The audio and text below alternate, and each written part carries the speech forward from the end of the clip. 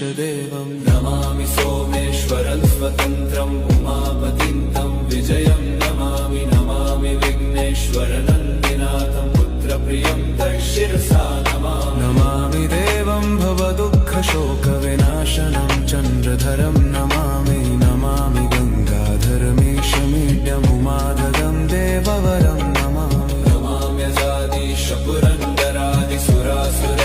नमाम्यजादिशपुरन्दरादिसुरासुरैरचितपादपद्मं नमामि देवी मुखवादनान इक्षार्थमक्षित्रितयं यैष पञ्चामृतैर्गन्धसुधूपदीपैर्विचित्रपुष्पैर्विधैश्च मन्त्रैः